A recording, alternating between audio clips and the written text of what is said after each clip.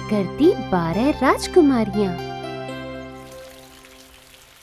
एक बार की बात है, एक राजा की 12 सुंदर पुत्रियां थीं। वो उन्हें बहुत प्यार करता था और उनकी सुरक्षा के लिए बहुत चिंतित था। इसलिए वो उनके शयन कक्ष का दरवाजा रात को बंद कर दिया करता था। हालांकि हर सुबह वो देखता कि उनके जूते बुरी तरह से फटे हुए हैं, जैसे कि वो रात को कहीं बाहर गई हों।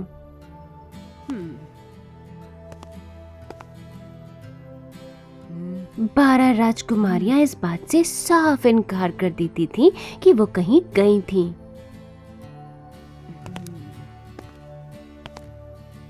हर रोज मुझे अपनी पुत्रियों के लिए नए जूते लेने पड़ते हैं, क्योंकि वो रात में उन्हें बाहर पहन कर जाती हैं। मुझे देखना ही होगा कि वो कहाँ जाती हैं और आखिर क्या करती हैं।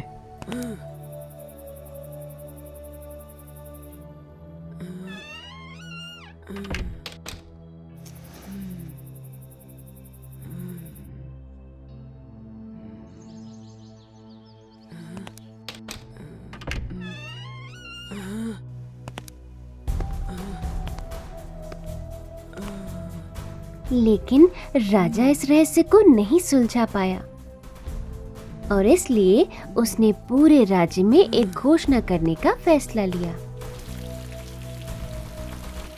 जो भी इस बात का पता लगाएगा कि मेरी पुत्रियां रात में कहाँ जाती हैं, मैं उसकी शादी अपनी किसी एक पुत्री से करा दूंगा और एक दिन वो इस राज्य का राजा बन जाएगा। दूर दूर से बहुत से नौजवान राजकुमार आए और इस रहस्य को सुलझाने की कोशिश की। राजा ने उन सभी को राजकुमारियों के पास वाले कक्ष में 3 दिनों तक सोने की अनुमति दी, ताकि वो देख सकें कि राजकुमारियां रात में कहाँ जाती हैं।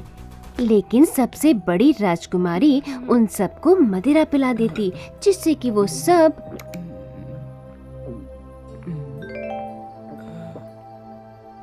सो जाते।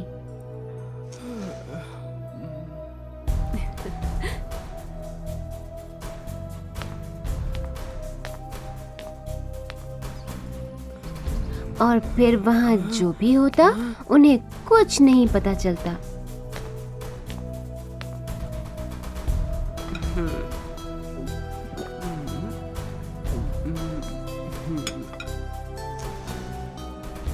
राजा ने उन सब की हार पर उन्हें दंड दिया।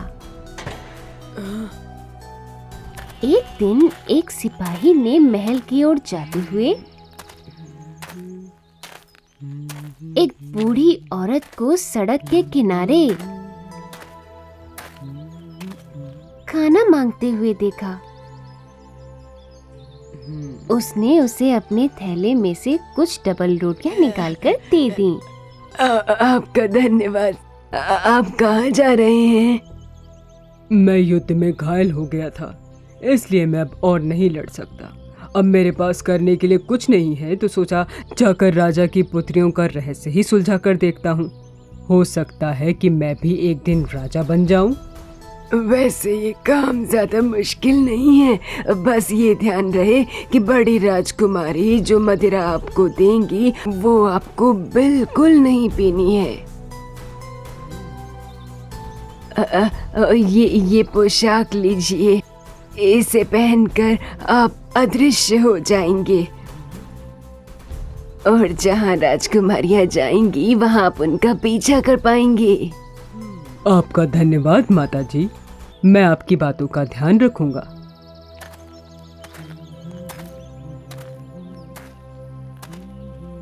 वो सिपाही महल की ओर चल दिया और राजा ने उसे भी राजकुमारियों के जूते का रहस्य जानने के लिए 3 दिनों का समय दिया।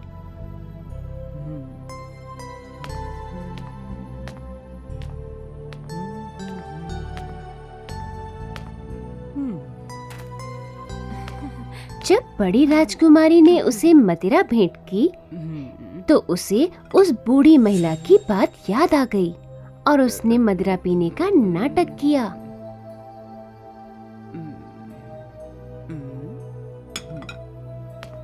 जब राजकुमारी दूर चली गई तो उसने मदिरा को थूक दिया और खर्राटे की आवाज निकालकर सोने का नाटक किया। इस बेवकूफ को देखो बहनों, बाकी सब की तरह ये भी गहरी नींद में सो चुका है। इसे भी उन्हीं की तरह सजा मिलेगी। आओ चलिए राजकुमारियों, अब तैयार होते हैं।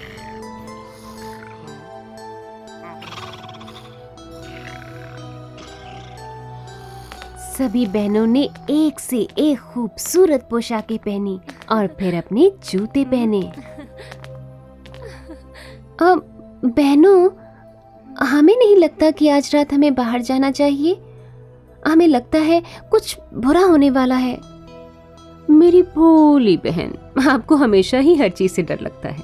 कुछ भी नहीं होने वाला है। यहाँ तक कि अगर मैं उस सिपाही को वो नींद वाला नुस्खा नहीं पिलाती ना, तब भी वो सो जाता।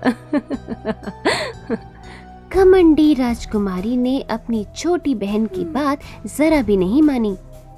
उसने 2 बार ताली बजाई और उसकी शैया धरती में समा गई। एक खुफिया दरवाजा खुला और वो नीचे एक अंधेरी सीढ़ियों की तरफ बढ़ गई। जैसे ही सिपाही ने देखा कि वो सब जा रही थी, उसने अपनी जादुई पोशाक पहनी और सीढ़ियों की तरफ उनका पीछा किया। हालांकि जब वो आधे रास्ते में पहुंचे, तब गलती से सिपाही का पैर छोटी राजकुमारी की पोशाक पर पड़ गया। ओह!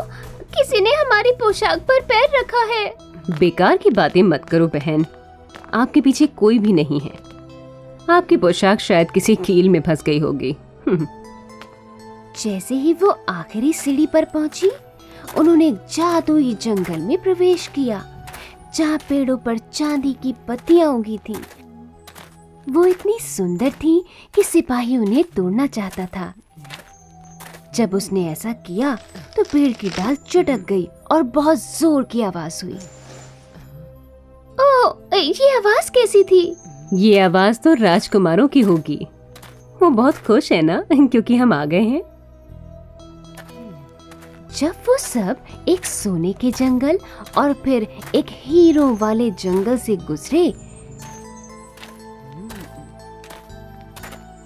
तो सिपाही ने अपने साथ ले जाने के लिए कुछ और डालें तोड़ ली।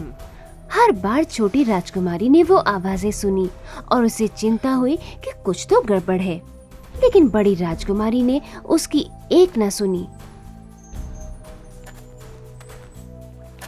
आखिरकार वो एक झील के पास पहुंचे, जहां हर एक राजकुमारी एक सुंदर राजकुमार के साथ नाव में चढ़ गई। सिपाही सबसे छोटी राजकुमारी की नाव में चढ़ गया।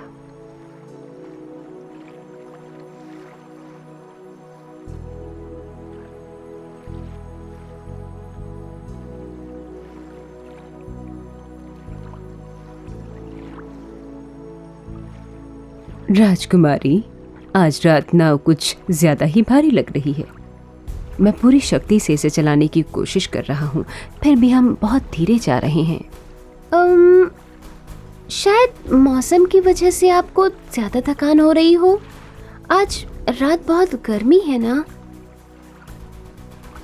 वो सब एक भव्य महल में जा पहुंची, जहां सभी राजकुमारियों ने अपने राजकुमारों के साथ एक शानदार सभा में नृत्य किया।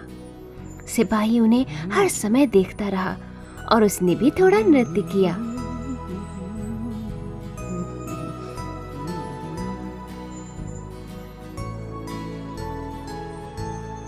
कभी-कभी बीच में उसने राजकुमारियों के गिलास से मदिरा भी पी। किसी ने हमारी पूरी मदिरा पी ली है। हम कह रहे हैं बहन, यहाँ कुछ ना कुछ तो गड़बड़ जरूर है। ओह, मजाक मत करिए, फालतू सोचना बंद भी करिए।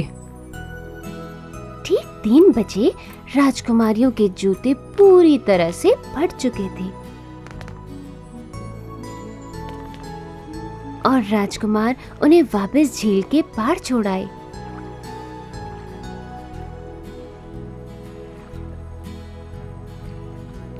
जंगल से होकर वापस आने लगी।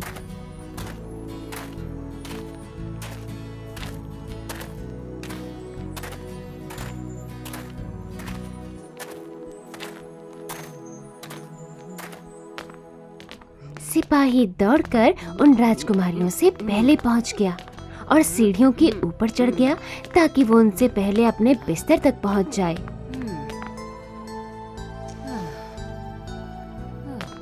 जब राजकुमारियां ऊपर आईं, तो उन्होंने देखा कि वो गहरी नींद में सोया हुआ था।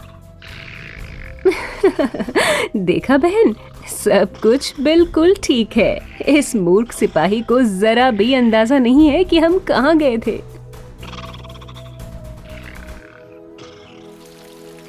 अगली सुबह जो भी हुआ उसके बारे में सिपाही ने कुछ भी नहीं कहा।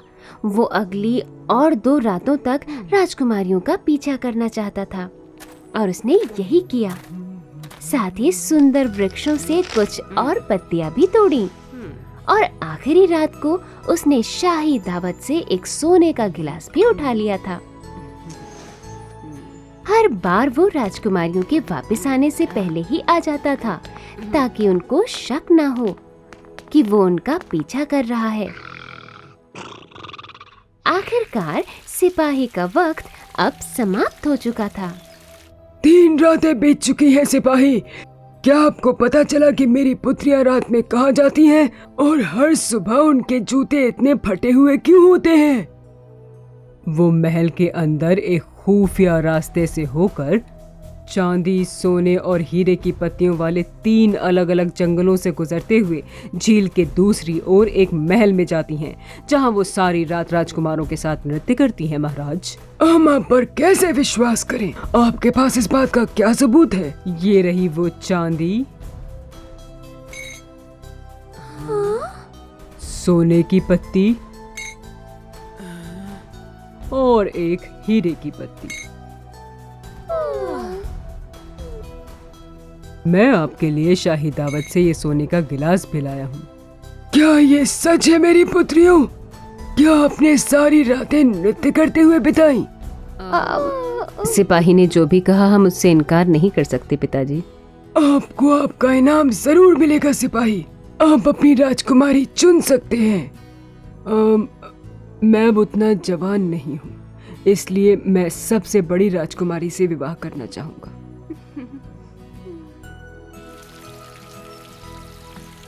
और उसी दिन उनका विवाह हो गया। साथ ही सिपाही को राजा के उत्तराधिकारी के रूप में चुना गया और कई सालों के बाद वो उस राज्य का राजा बन गया। मुलान। बहुत समय पहले की बात है। एक सुंदर लड़की थी जिसका नाम था हुआ मुलान। एक दिन जब वो अपने कमरे में बैठी थी, तब खिड़की के बाहर से उसे कुछ शोरगुल सुनाई दिया। ध्यान से सुनिए और हमारे महान सम्राट की बातों पर खास ध्यान दीजिए। कुछ दुष्ट लोग चीन पर आक्रमण करने की तैयारी में हैं। हमें अपनी मातृभूमि की रक्षा करनी होगी, इसलिए मैं शाही फरमान लेकर आया हूँ, जिसमें लिखा है कि हर घर से एक व्यक्ति सेना में भर्ती होना चाहिए। हर घर से एक व्यक्ति चाहिए? हमारे घर में तो सिर्फ पिताजी ही हैं और वो काफी बूढ़े और कमजोर हैं। मेरा छोटा भाई भी युद्ध में जाने के लिए अभी बहुत छोटा है। मुलान, आखिर वहाँ क्या हो रहा है? ओ माँ, बहुत बुरी खबर है। आक्रमणकारी आ रहे हैं और हर घर से एक व्यक्ति को सेना में भर्ती होकर युद्ध में जाना होगा ताकि चीन की रक्षा हो सके। सिर्फ तुम्हारे पिता ही हैं जो जा सकते हैं, लेकिन वो तो घायल हो चुके हैं। वो युद्ध में नहीं लड़ पाएंगे। मुलान के पिता एक महान योद्धा थे, लेकिन बहुत साल पहले वो घायल हो गए थे। अब वो बूढ़े और बीमार हो चुके थे। उनके युद्ध में जाने की बात सोचकर ही मुलान परेशान हो रही थी। इसलिए उसे एक उपाय सूझा। अब हम क्या करें मुलान? सिपाही हमारे घर पर आने ही वाले होंगे और वो तुम्हारे पिता को यहाँ से ले जाएंगे। आप चिंता मत करिए माँ, मेरे पास एक तरीका है। मुलान दबे पांव अपने पिता के कमरे में गई, जहाँ वो अपने बिस्तर पर बीमार पड़े थे। वो इस बात का ध्यान रख रही थी कि वो जागे नहीं। उसने अलमारी से अपने पिता की सेना वाली पुरानी वर्दी निकाली और पहन ली और अपने बालों को काटकर छोटा कर लिया।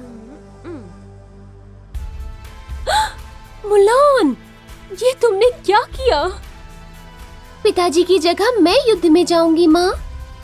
तुम ऐसा नहीं कर सकती मुलान। अगर उन्हें पता चल गया कि तुम एक लड़की हो तो? इतने सालों तक पिताजी ने मुझे युद्ध करना सिखाया है। उन्होंने मुझे तलवार चलाना सिखाया और धनुष बाण भी सिखाए। यही समय है कि उनकी ये शिक्षा मातृभूमि के काम आए।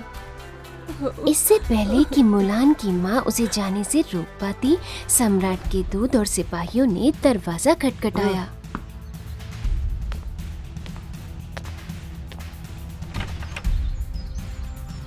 हम यहाँ आपके परिवार से एक व्यक्ति को सेना में भर्ती करने के लिए लेने आए हैं। अगर मना किया तो आपके परिवार को दंड मिलेगा। आप में से कौन जाएगा? मैं चलूंगा।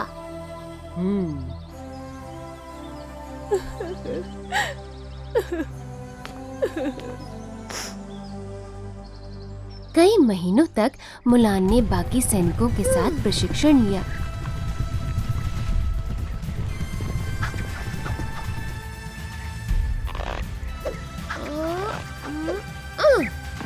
उसने अपने पिता का नाम हुआ हू इस्तेमाल किया और कोई भी नहीं पहचान पाया कि वो एक लड़की है।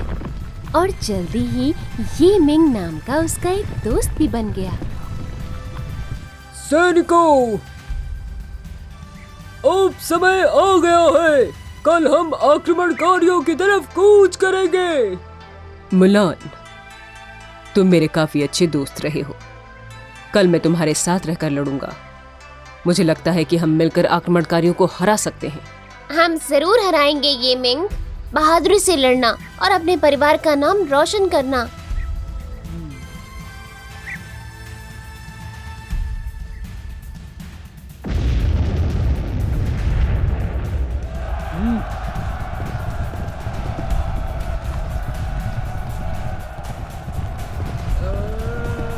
बहुत भयंकर युद्ध हुआ। मुलान ने बहुत बहादुरी दिखाई।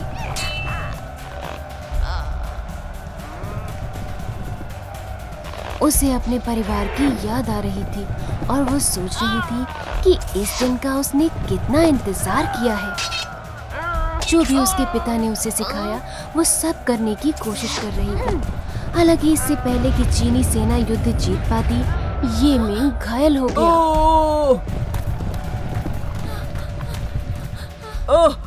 मेरा पैर फंस गया है। मैं उठ नहीं सकता। चिंता मत करो, मैं तुम्हें यहाँ से बाहर निकालूंगा।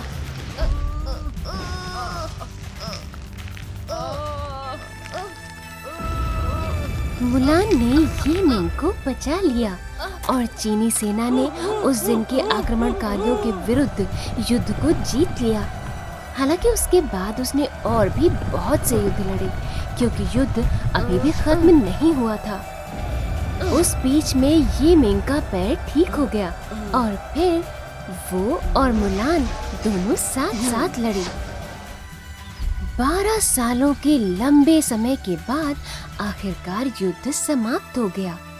सिपाही उत्साहित होकर सम्राट के महल में इकट्ठा हुए, जहां सम्राट ने चीन की रक्षा करने के लिए उनके सम्मान में एक खास समारोह का आयोजन किया था।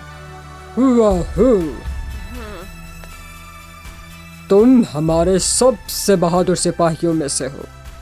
तुम बड़ी निडरता से लड़े और जब हमारे बहुत से सहयोगी घायल हो गए थे तो तुमने उनकी जान भी बचाई है, और इसी वजह से हम तुम्हें ये वीरता पदक दे रहे हैं। आपका धन्यवाद सम्राट। देश की सेवा करना मेरे लिए गर्व की बात है। इसके साथ ही हम आपको अपनी शाही सेना का सेनापति बनने का प्रस्ताव दे रहे हैं। आपके पास बेहतर घोड़े, सबसे अच्छे सैनिक के साथ साथ और भी बहुत कुछ होगा। क्या आपको मंजूर है? आपका प्रस्ताव बहुत ही अच्छा है महाराज, और मैं इसके लिए आपका आभारी हूँ। लेकिन मुझे सिर्फ अपने परिवार के पास वापस लौटना है और कुछ नहीं। मेरे माता पिता बूढ़े हैं और मुझे उनकी सेवा करनी है। सम्राट ने मुलान की इच्छा मान ली और उसे वापस उसके घर भेज दिया।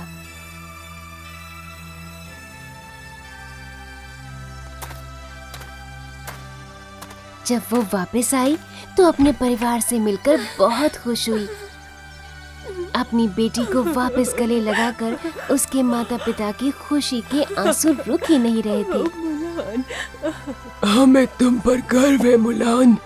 आज तुम्हारी वजह से हमारे परिवार का नाम रोशन हो गया। धन्यवाद पिताजी। मुलान ने सेना की वर्दी उतारकर अपने पुराने कपड़े पहन लिए। उसने अपने छोटे भाई को वो सेना की वर्दी पहनाकर देखी। अब वो बड़ा जो हो गया था। वो अपनी पुरानी जिंदगी पाकर बहुत खुश थी। हालांकि कुछ महीने बाद ये मिंग, जो कि अब सेना में कप्तान बन चुका था, अपने दोस्त हुआहू को ढूंढने निकला। उसने बाकी सिपाहियों से भी पूछा कि वो कहाँ गया, पर किसी को भी पता नहीं था। आखिरकार एक सेनापति ने उसे बताया कि वो किस गांव में मिल सकता है, और जल्दी ही वो मुलान के गांव पहुंच गया। माफ कीजिएगा, क्या आप बता सकते हैं कि हुआहू कहाँ रहते हैं?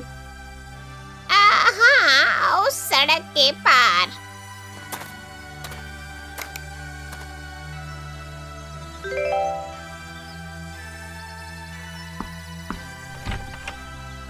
जी, आप किससे मिलना चाहते हैं?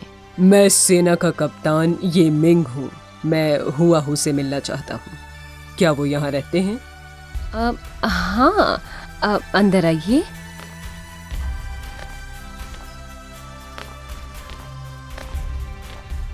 नमस्ते कप्तान, कहिए मैं आपकी क्या मदद कर सकता हूँ? क्या आपका नाम हुआहू है? जी हाँ। ओह, मैं तो उस हुआहू को ढूंढ रहा हूँ जो मेरे साथ युद्ध में लड़ा था, लेकिन लगता है मैं गलत घर में आ गया हूँ। ये मिंग? हुआहू? मैं ही हूँ ये मिंग, पर मेरा असली नाम मुलान है। मैं अपने पिताजी की जगह युद्ध में गई थी और उनका नाम इस्तेमाल किया था। तुम्हारा नाम मुलान है? तुम लड़की हो, लेकिन मैं ऐसा क्यों? मुझे माफ कर दो ये मिंग। मैंने इतने सालों तक तुमसे ये सच छुपाया। मेरे पिता बीमार और घायल थे। सिपाही बनकर उनकी जगह युद्ध में जाने के अलावा मेरे पास कोई और रास्ता नहीं था। मुझे इस बात पर विश्वास ही नहीं हो रहा, पर फिर भी मैं तुम्हें माफ करता हूँ, क्योंकि तुमने एक नहीं कई बार मेरी जान बचाई है। और चाहे तुम स्त्री हो या पुरुष, मैं तुम्हारे जैसे बहादुर सिपाही से पहली बार मिला हूँ।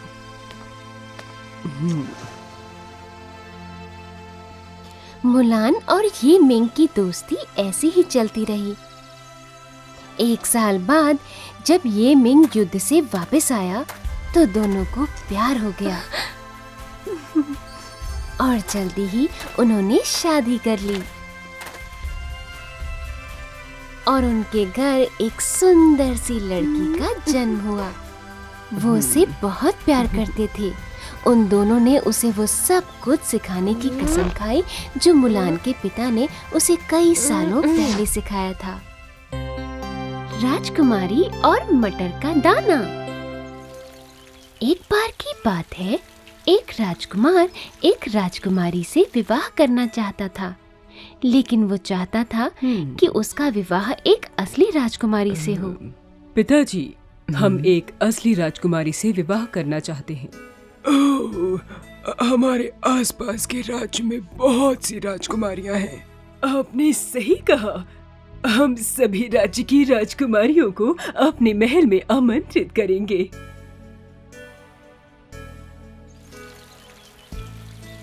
इस तरह सभी राजकुमारियां राजकुमार से मिलने महल में पहुंची। हालांकि राजकुमार को विश्वास ही नहीं हुआ कि वो असली राजकुमारियां हैं, इसलिए उसने उन्हें वापस भेज दिया। अभिवादन हो राजकुमार, मैं राजकुमारी लिली हूँ। मैं क्लॉस्टर के महल से आई हूँ। ये उपहार स्वरूप ये पेकॉन स्वीकार कीजिए। ये हमें बिल्कुल भी पसंद नहीं। एक असली राजकुमारी कभी भी पेकॉन नहीं खा सकती। अगला कौन? नमस्ते प्रिय राजकुमार, मैं अंबरा के महल से राजकुमारी सवाना हूँ। आपने ये जूते कहाँ से खरीदे? ओह, आपको ये अच्छे लगे? ये मैंने जोहान मोची से खरीदे हैं। कोई भी राजकुमारी अपने जूते जोहान मोची से नहीं खरीद सकती। अगला कौन है? शाही महाराज को नमस्कार। हम आपकी विनम्र सेविका राजकुमारी अलीशिया है। आपको यह हद से ज्यादा शालीनता किसने सिखाई? वो हम उफ, एक राजकुमारी किसी के भी सामने इस तरह से सिर नहीं झुकाती। आप असली राजकुमारी हो ही नहीं सकती। अगला कौन है? पुत्र, आपको एक राजकुमारी को चुन लेना चाहिए। आप सबको वापस क्यों भेज रहे हैं? पिताजी, उन सभी में कुछ न कुछ ऐसा है जो कि वैसा बिल्कुल नहीं होना चाहिए।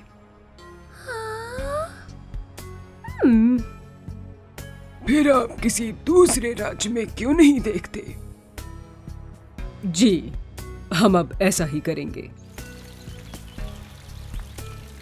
और फिर राजकुमार अपनी असली राजकुमारी की खोज में पूरे विश्व की यात्रा पर निकल पड़ा।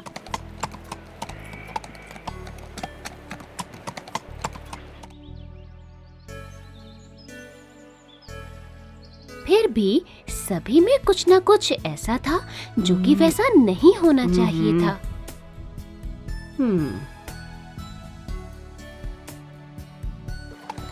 फिर चाहे वो उनके बालों को बनाने का तरीका हो या फिर उनके जूतों का रंग, राजकुमार को उनमें से कोई भी असली राजकुमारी नहीं लगी। वो वापस अपने राज्य लौट आया और कुछ समय तक काफी परेशान रहा।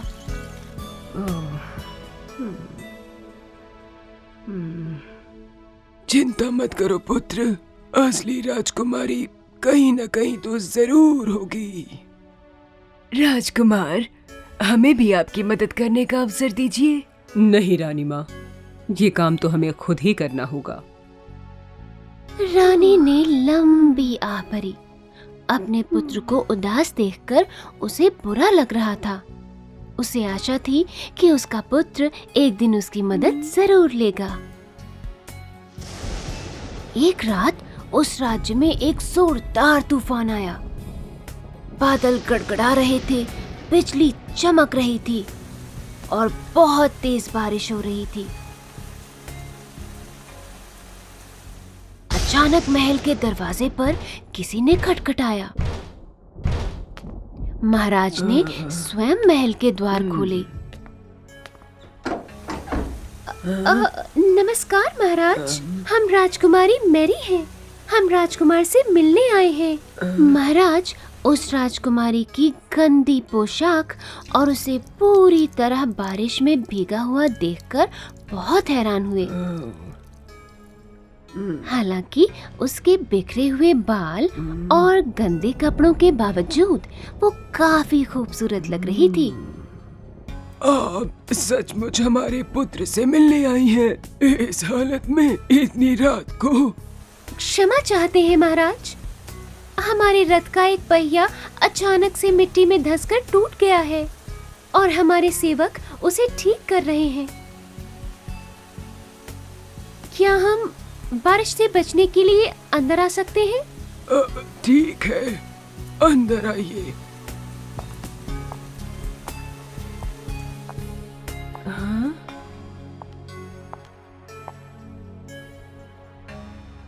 माफ कीजिए, आप कौन हैं?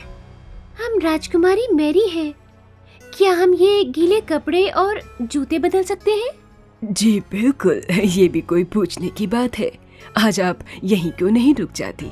ऐसी बारिश में वापस महल जाना मुश्किल होगा। हम्म, अम, ओह, ये शोरगुल कैसा है? मैं गहरी नींद में था और आपने मुझे जगह आप कौन हैं? ये राजकुमारी मैरी हैं। आज रात ये हमारे साथ ही रुकेंगी, तब तक इनका रथ भी ठीक हो जाएगा। आइए राजकुमारी, आप अपने कपड़े बदल लीजिए।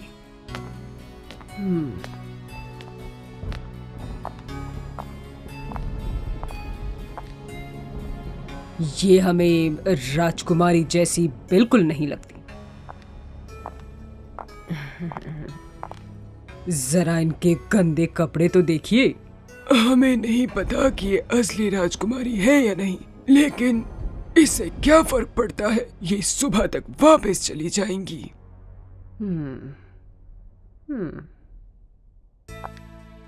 रानी माँ इस बात से काफी खुश थीं कि राजकुमारी उनके महल में आई।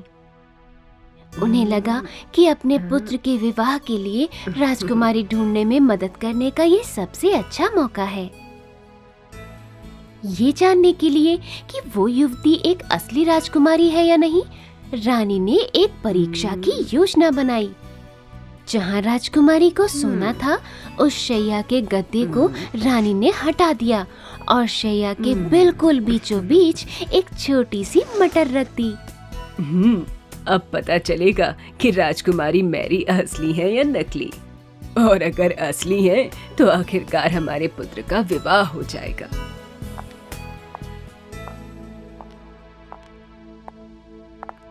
सेवकों, इस शैया पर 20 गद्दे बिछाओ और उसके बाद इन 20 गद्दों के ऊपर 20 चादरें बिछाना।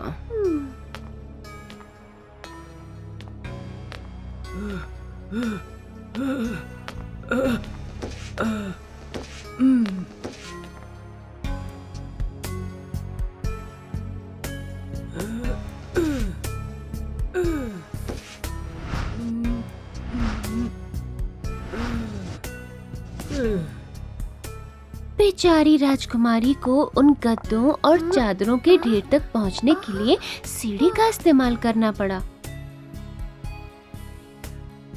वो लेट गई और सोने की पूरी कोशिश की, पर उसे बिल्कुल भी नींद नहीं आई।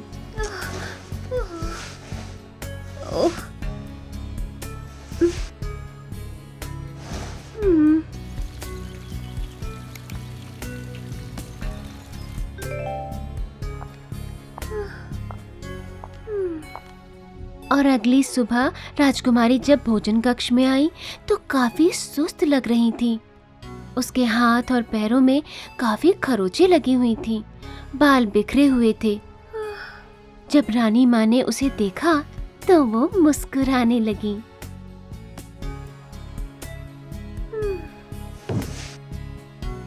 नींद ठीक से आई ना राजकुमारी? बिल्कुल भी नहीं महारानी साहिबा, हम पूरी रात ठीक से नहीं सो पाए। पता नहीं उस बिस्तर में ऐसा क्या था, हमें उस बिस्तर के नीचे कोई सख्त सी गोल सी चीज महसूस हुई।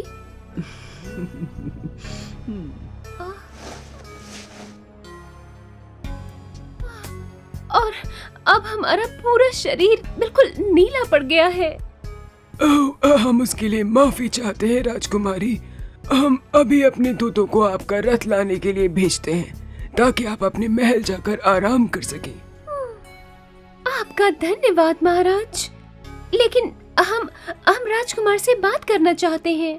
आप उनसे बात बिल्कुल कर सकती हैं, क्योंकि आप परीक्षा में सफल हुई हैं। कैसी परीक्षा? ये आप क्या कह रही हैं रानी माँ? रात को हमने राजकुमारी के बिस्तर के नीचे परीक्षा के तौर पर एक मटर रख दी थी। इतने सारे गद्दों और चादरों के नीचे रखी एक छोटी सी मटर को सिर्फ एक असली राजकुमारी ही महसूस कर सकती है। राजकुमारी मैरी ही वो असली राजकुमारी हैं जिन्हें आप ढूंढ रहे थे। ये तो बहुत खुशी की बात है।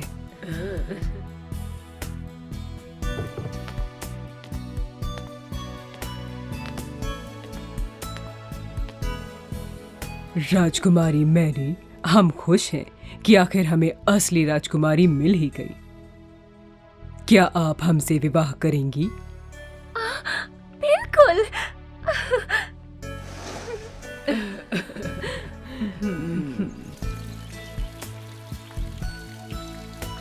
और इस तरह राजकुमार और राजकुमारी मैरी का विवाह हो गया। असली राजकुमारी को पाकर राजकुमार बहुत खुश था और रानी माँ खुश थी कि उनके पुत्र का विवाह हो गया और वो अब अपने महल में रह रहे थे। मटर की बात करें तो उसे एक संग्रहालय में रख दिया गया। वो आज भी वहीं होती अगर उसे किसी ने चुरा न लिया होता।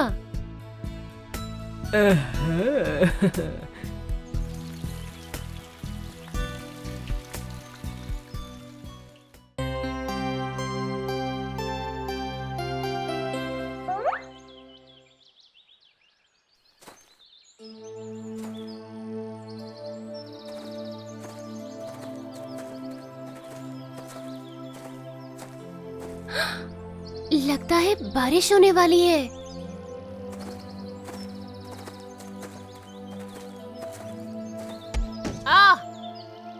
अरे जरा देख के चलो।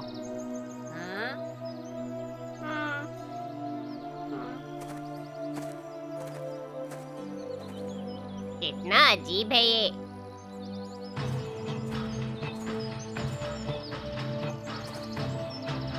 तुम ठीक तो हो ना जैक? हाँ हाँ, लगता है वो आदमी शायद थोड़ा जल्दी में है। हाँ, शायद इसीलिए। अरे वो देखो, वहाँ क्या हो रहा है। चलो चलो पता करते हैं।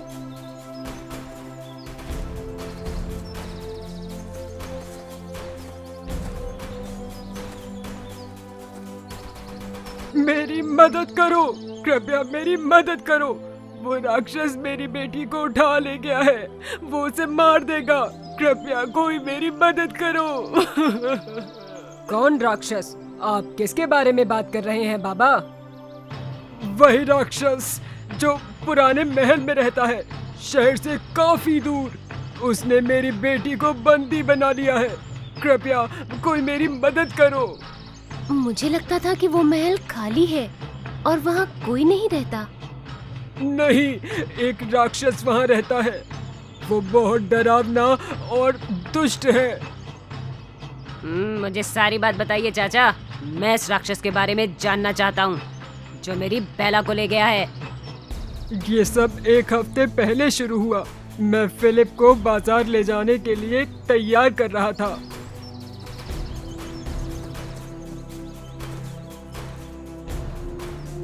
बेला, मैं काम पर जा रहा हूँ। क्या तुम्हारे लिए बाजार से कुछ लाना है मेरी बच्ची? केवल एक गुलाब पिताजी।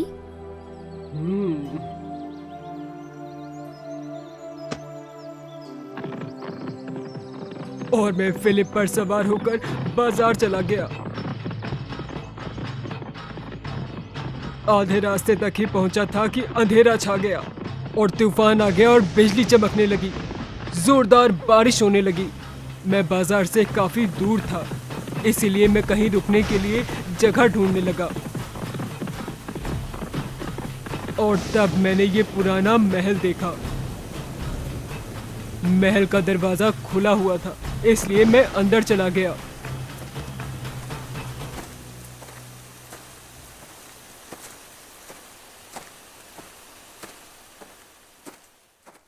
सुनिए, सुनिए, अरे कोई अंदर है क्या?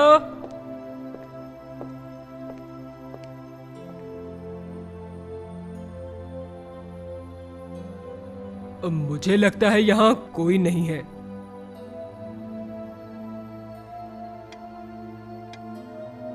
लेकिन फिर ये स्वादिष्ट खाना किसके लिए है? मैं खाना खाने के लिए बैठ गया।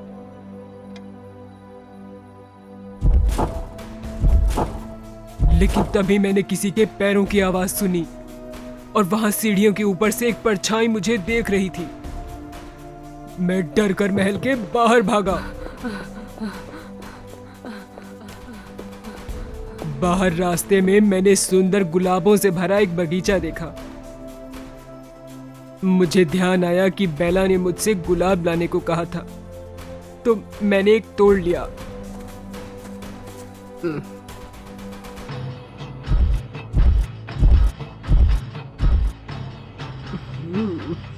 अरे चोर,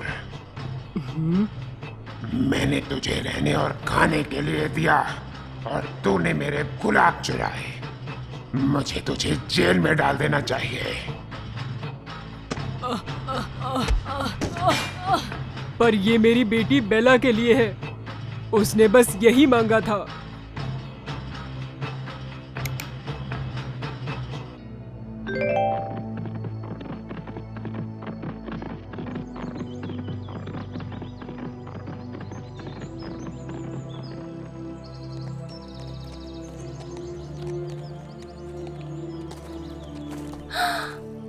फिलिप, पिताजी कहाँ हैं? तुम मुझे उनके पास ले चलो अभी।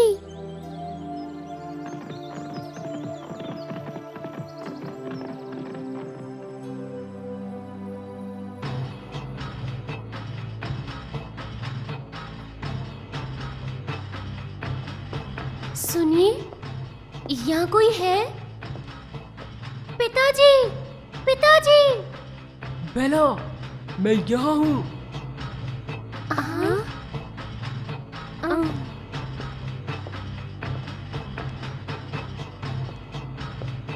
अरे तुम यहाँ क्यों आई? वो राक्षस तुम्हें भी जेल में डाल देगा।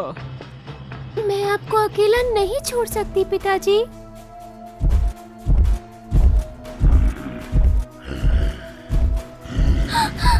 कृपया मेरे पिताजी को छोड़ दीजिए।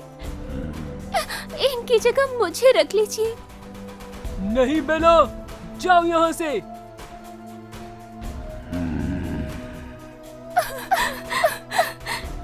क्या मैं जाने से पहले अपने पिताजी को गले लगा सकती हूँ?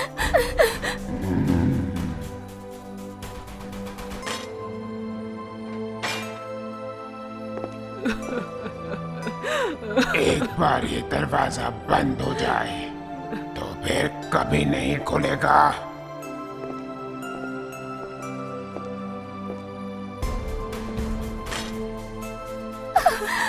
चिंता मत करिए पिताजी, मैं बिल्कुल ठीक हूँ।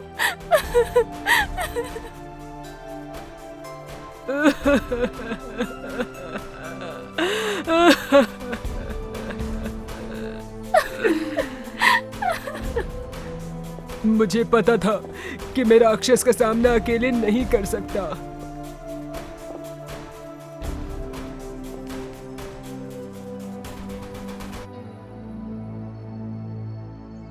और फिर जितनी जल्दी हो सका मैं यहाँ आ गया।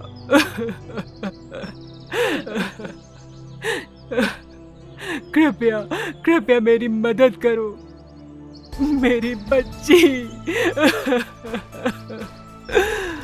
चिंता मत कीजिए चचा, मैं जाऊंगा उस महल में, उस राक्षस को मारकर बेला को घर ले आऊंगा। लेकिन मेरी एक शर्त है, जब मैं बेला को ले आऊंगा तब आपको शादी के लिए अपनी बेटी का हाथ मुझे देना होगा। हम उसके बाद तुरंत शादी कर लेंगे। लेकिन अब मैं चलता हूँ। अरे ये क्या हुआ? हमें मदद करनी चाहिए, वक्त कम है। चलो गुस्टों का पीछा करते हैं।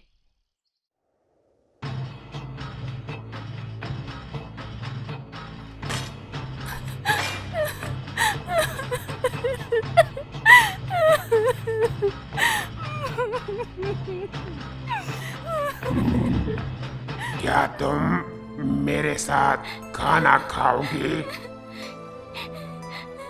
नहीं, जाओ यहाँ से।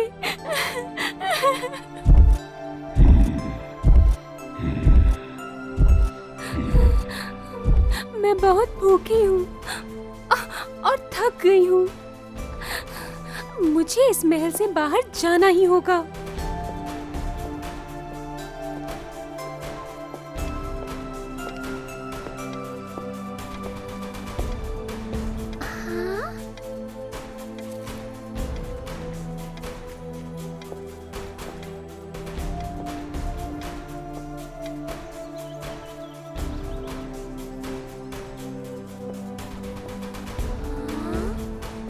ये कौन पढ़ता है?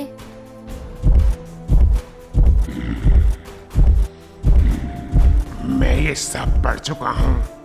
तुम्हें जो अच्छी लगे उसे पढ़ सकती हो।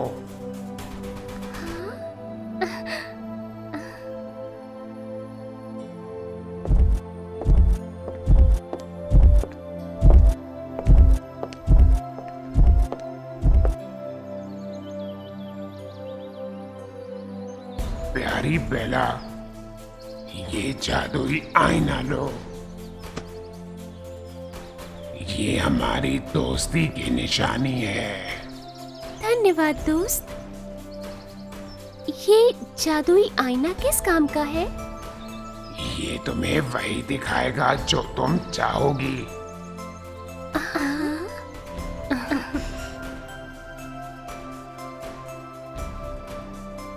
जादुई आईने, क्या तुम मुझे मेरे पिताजी को दिखा सकते हो?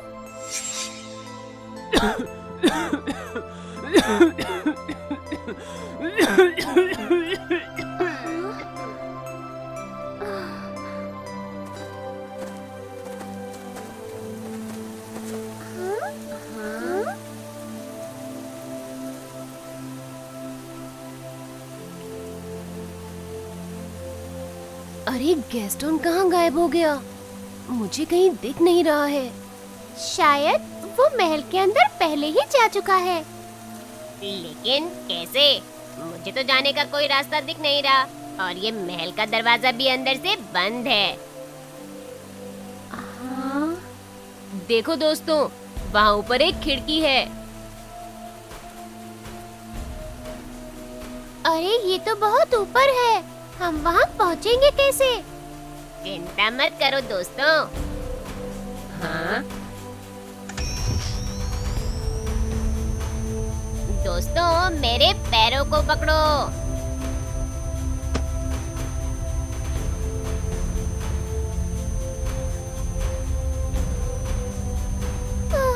ये जगह कितनी डरावनी है।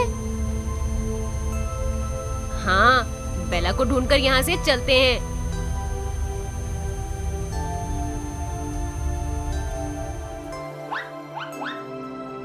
दोस्तों, वो देखो।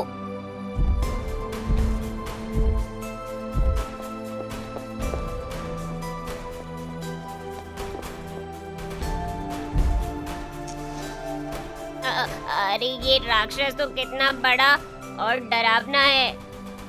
हाँ, पर वो बेला को अब नुकसान क्यों नहीं पहुंचा रहा? राक्षस भयानक है, पर नुकसान पहुंचाने वाला नहीं है। चलो दोस्तों, पास चलते हैं। मुझे जानना है कि वहाँ क्या हो रहा है। प्यारे दोस्त, मेरे पिताजी बीमार हैं। क्या मैं उन्हें जाकर देख सकती हूँ? वादा करती हूँ कि मैं वापस आ जाऊंगी। ओह प्यारी बेला, जरूर जाओ।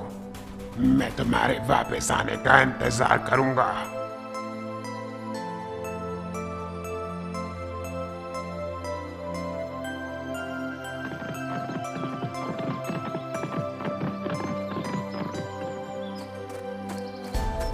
ओह पिताजी, आप ठीक तो है ना? मुझे आपके स्वास्थ्य की चिंता हो रही थी। बेला, तुम ठीक हो? तुम्हें देखकर मैं बहुत खुश हूँ। मुझे डर था कि वो राक्षस तुम्हें कहीं नुकसान न पहुँचाए। भला हो गुस्टों का, इसका मतलब है कि राक्षस मर गया और तुम घर आ गई हो। लेकिन गुस्टो कहाँ है? गुस्टो? नहीं पिताजी, मैंने जादुई आईने में देखा कि आप बीमार हैं, तो राक्षस ने मुझे यहाँ आने दिया। लेकिन अगर गुस्टो ने तुम्हें नहीं बचाया, इसका मतलब है वो राक्षस को अभी भी मारने गया है। क्या? ओह पिताजी, राक्षस ने मुझे बिल्कुल नुकसान नहीं पहुँचाया। वो बहुत अच्छा और दयालु है। मैं उसे पसंद करती हूँ। मुझे अभी जाकर उसे उस दुष्ट गुस्टो से बचाना होगा। आप अपना ख्याल रखिएगा पिताजी।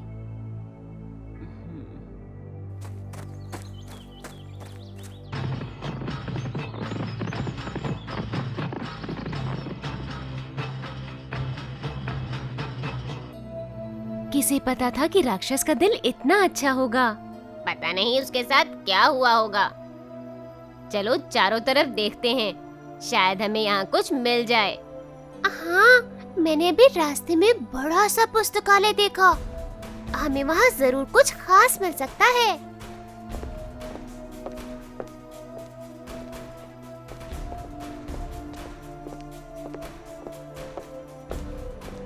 ओह, कितना बड़ा पुस्तकालय है। क्या उस राक्षस ने ये सारी किताबें पढ़ी होंगी? वाह, ये तो बहुत रोमांचक हो रहा है। दोस्तों, यहाँ आओ, देखो मुझे क्या मिला। लगता है राक्षस की डायरी है। हाँ? अरे हाँ, उसने तो अपने सारे अनुभव इसमें लिखे हुए हैं। अरे ये देखो, वो तो एक राजकुमार था।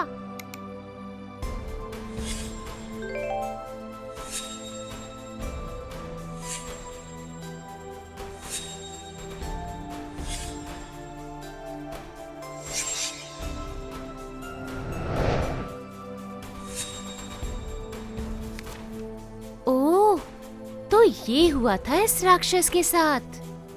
काश उसे अपना सच्चा प्यार मिल जाए और वो उससे शादी कर ले, ताकि वो फिर से राजकुमार बन जाए।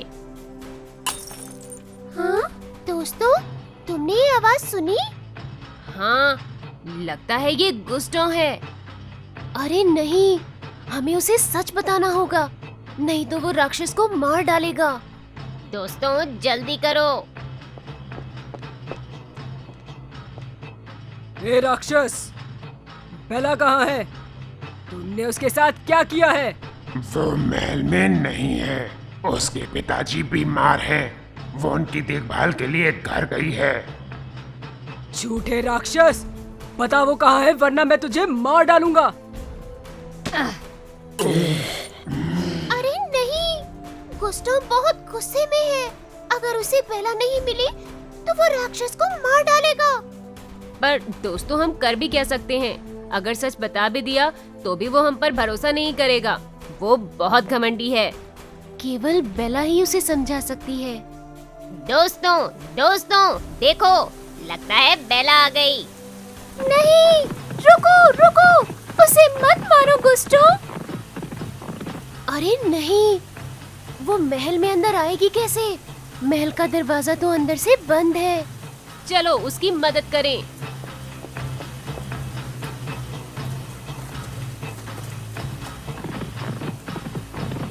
अरे दोस्तों, वो देखो, वहाँ है लीवर। दोस्तों मदद करो, ये अटक गया है।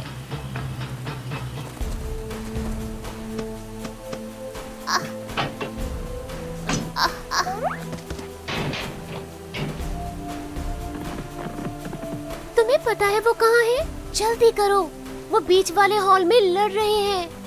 धन्यवाद दोस्तों।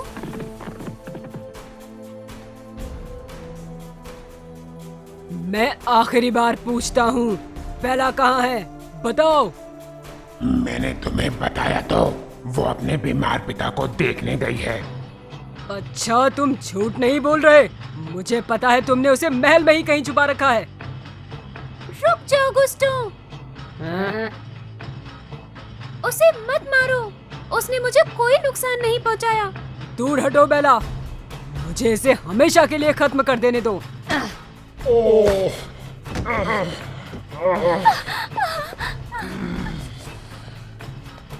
आपसे प्यार करती हूँ।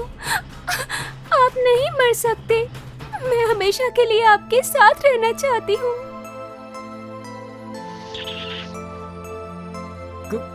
क्या?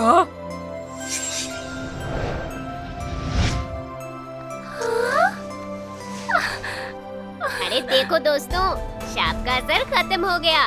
सुंदर राजकुमार वापस आ गए।